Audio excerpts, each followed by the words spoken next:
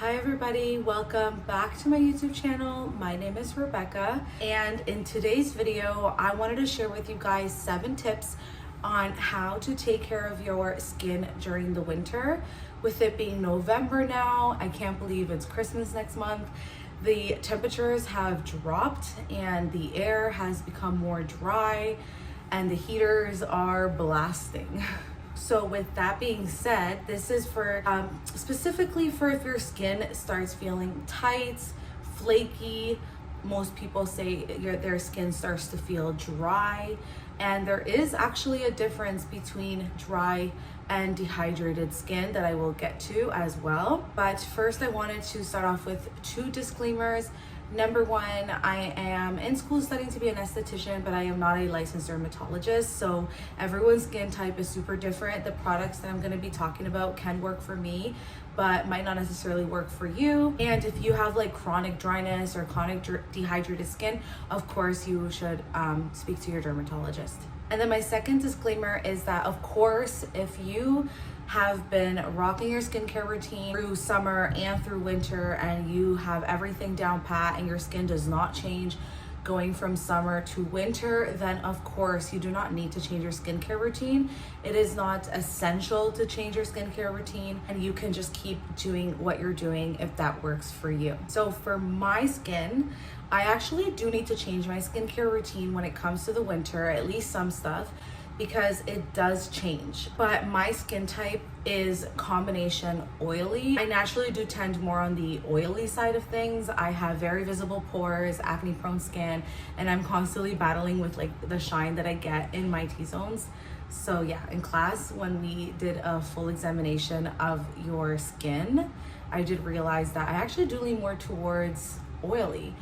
But in the winter, my skin does get like dry patches on it sometimes.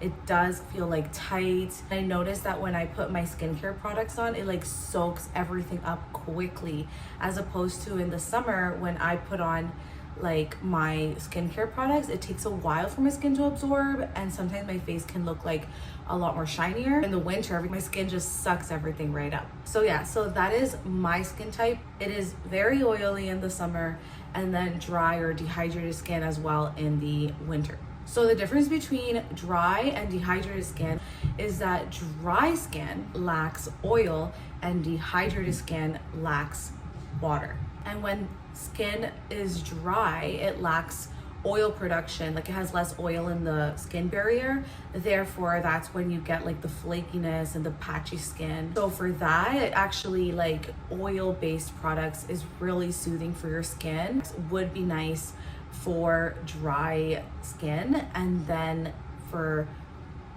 dehydrated skin, the way that you can actually tell if it's dehydrated, I did not know this either until I learned this in class, is that when you pinch part of your skin, if it bounces right back, then you don't have dehydrated skin. But if it stays like lines imprinted onto your skin and it gives like a tissue form, then that is a very big indicator that you have dehydrated skin and you are lacking water. So my very first tip is to get a humidifier. It does keep your skin nice and hydrated in the winter. We are turning on our heaters, that is taking all of the moisture and sucking all the moisture out of the air, which makes the air a lot more dry. And if you live in a very dry climate, then your skin will definitely feel it. Like here in Canada, where I'm from, it is very, very dry in the winter, and you can start feeling it like in your nose and those type of areas. So like I had mentioned before, dry skin can look patchy. It can become more sensitive,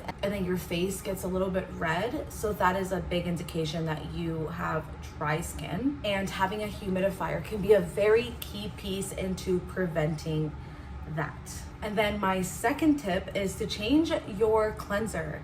So in the summer, I tend more towards foaming cleansers or gel cleansers, just because I'm okay with that in the summer, because usually the gel and the foams, and they help with people that have more oily skin. So I tend to do that as a way of helping my skin out in the summertime. So in the summer, I used to use the Pharmacy Whipped Greens oil-free foaming cleanser, this one right here.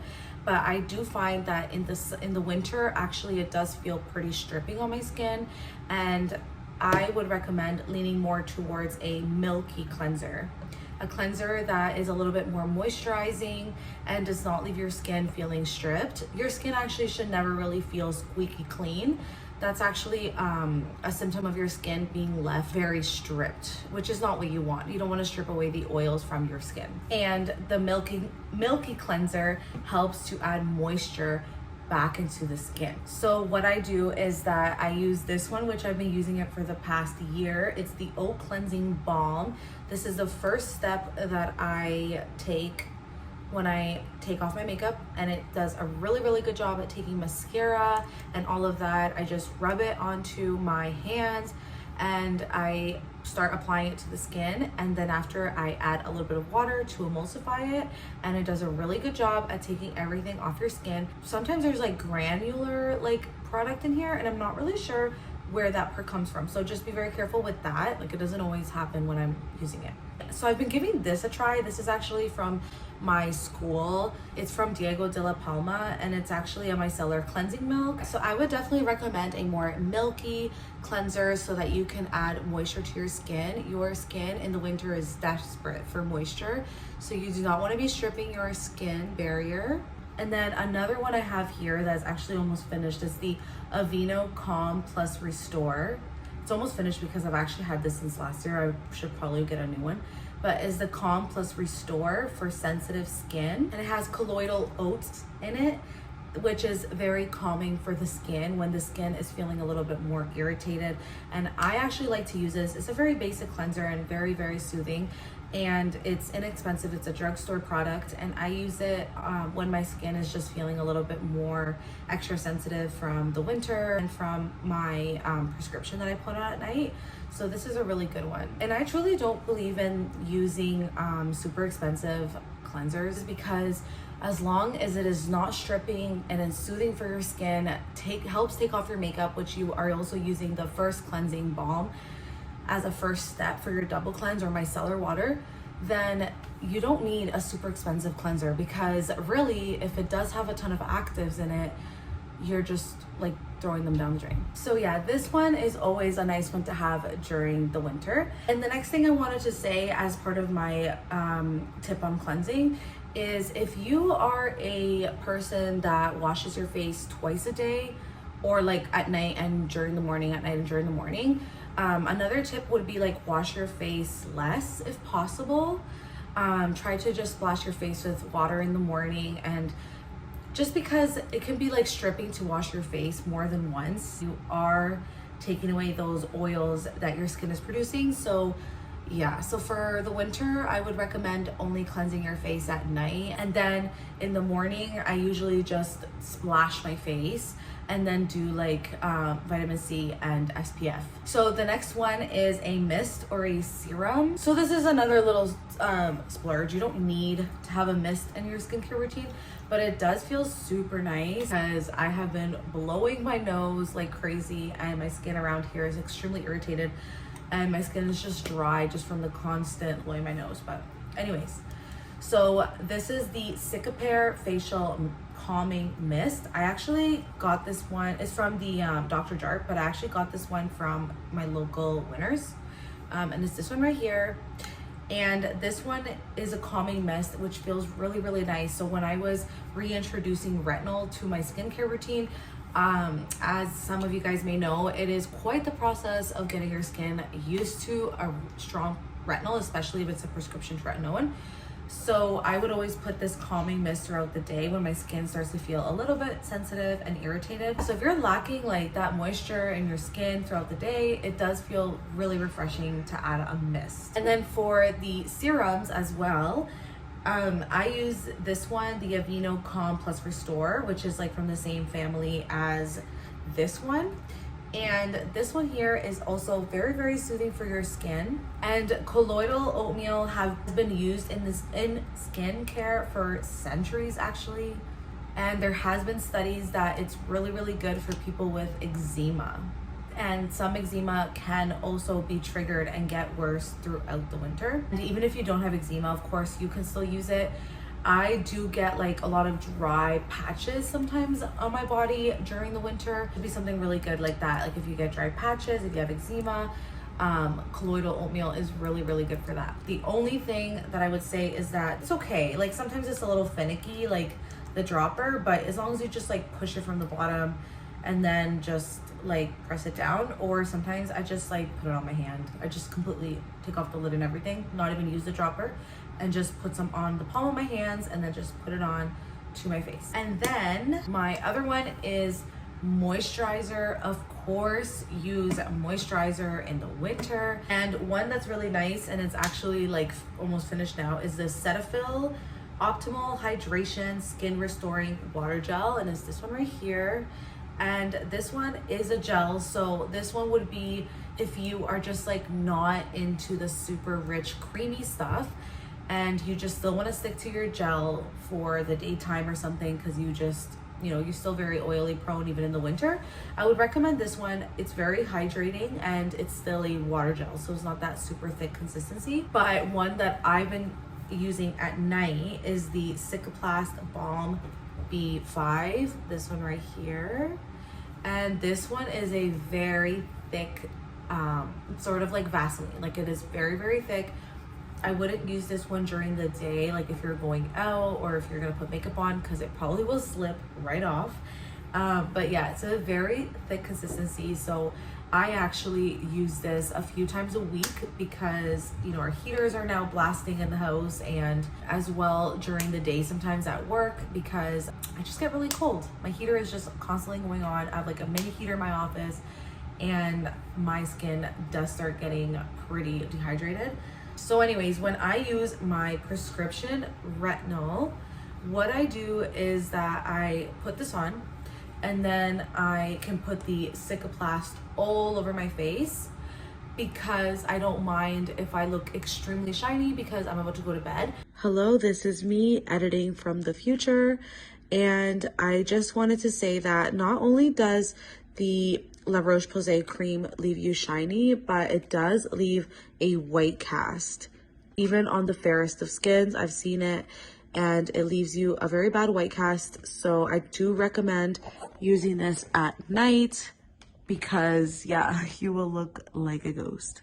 I don't do it right before bed because it is like Vaseline, so it can, like, you might not want that all over your pillowcase. So I would probably do my nighttime skincare routine well before getting into bed.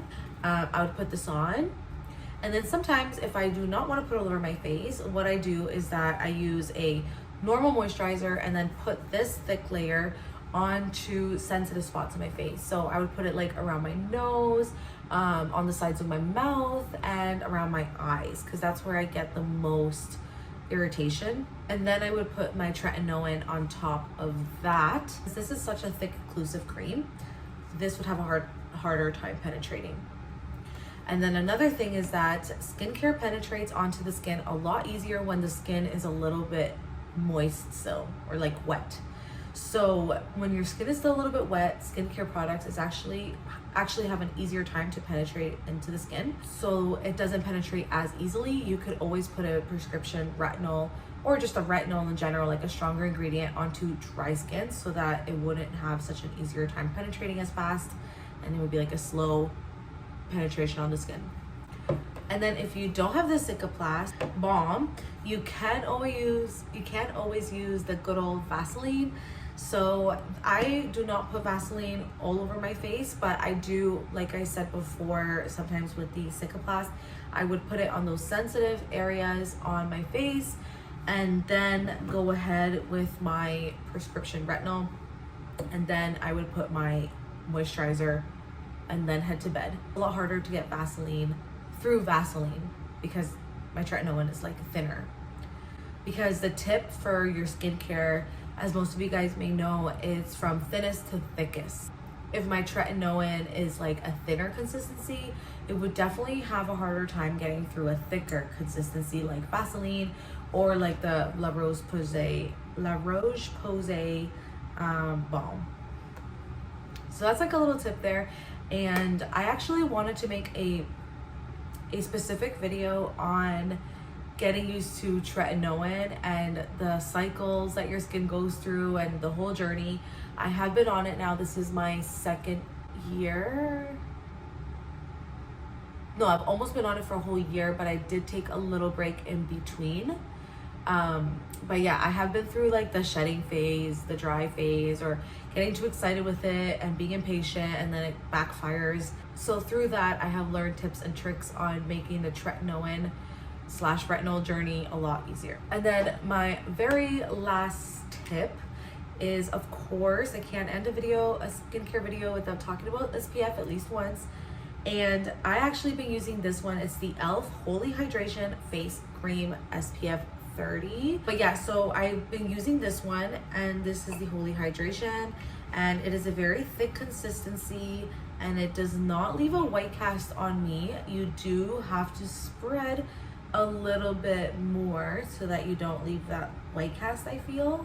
And I usually pair it up with my vitamin C serum, because even though the rays may not feel as strong and as warm on your skin, it is still ultraviolet, which is UV, and they continue to break down the skin cells. So just because it's winter time does not mean that you do not need to use SPF anymore. Extremely important, especially when your skin is already going through more sensitivity from the heaters, etc.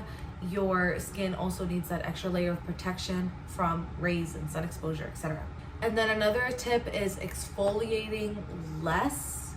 I would get away with exfoliating a lot more often during the summer, but in the winter you have to exfoliate a lot less. Your skin can get a lot more irritated if you're exfoliating very, very often. Like, it's still good to exfoliate, just not as often. And I would just probably recommend once a week, maximum twice. But a lot of people do suffer from flaky skin. That has happened to me, and dry patches.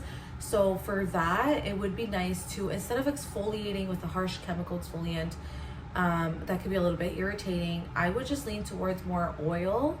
Use more oils onto your skin, and that can slip through these skin cells, and it can moisturize your skin without disrupting the skin barrier, and that would help eliminate from skin buildup. In that sense, it could probably be less irritating than to do it with a chemical exfoliant. So yeah, those are all of my tips I have. So if you have any questions at all, or if you have some tips and tricks that you use in your skincare routine for the winter time, then feel free to comment down below. And then don't forget to click on one of my videos here if you would like to continue into taking a peek into my life. And that should be it for me. And I will link all of this stuff down below as well. And until next time, bye.